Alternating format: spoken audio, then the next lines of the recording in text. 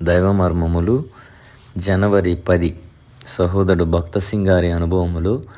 దేవుడు ఆయనకు బయలుపరిచిన మర్మములను అనుదినము పంచుకొనుట.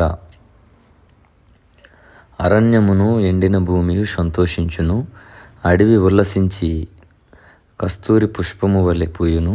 అది బహుగా పూయుచు ఉల్లసించును, ఉల్లసించి సంగీతములు పాడును.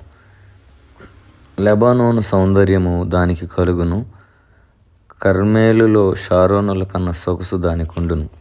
అవి యెహోవా మహిమను, మన దేవుని తేజస్సును చూచును. యెషయా 35:1-2.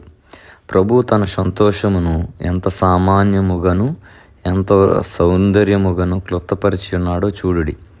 ఒక మనుషుని అవిధేయత ద్వారా పాపం ఈ లోకములో ప్రవేశించినప్పుడు అది శాపమును తీసుకొని వచ్చెను. ఆ శాపము వలన ముండ్లు, గచ్చపొదలు, నిష్ఫల స్థితి, నిరాశ ప్రతి చోట వచ్చెను, ప్రతి చోట కనిపించుచున్నవి.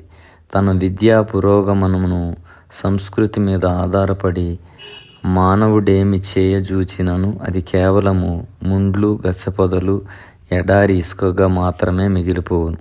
ప్రతి గృహమునందును ముండ్లు, గచ్చపొదలు గలవు.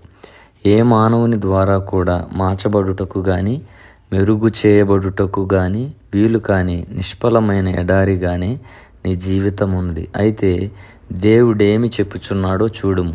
అడవి కస్తూరి పుష్పము వలె పూయును, అది బహుగా పూయుచు ఉల్లసించును, ఉల్లసించి సంగీతములు పాడును. దేవుని కృప వలన కలుగు అద్భుతం ఇదియే. మన జీవితములు గుడ్డుబారినవి గాను నిష్ఫలములు గాను అగుటకు కారణమైన పాపమును క్షమించుట మాత్రమే గాక ఆయన తన ప్రేమ ద్వారా ఆ నిష్ఫల జీవితమును, ఎండిన జీవితమును కస్తూరి వనముగా చేయుట ఇష్టపడుచున్నాడు.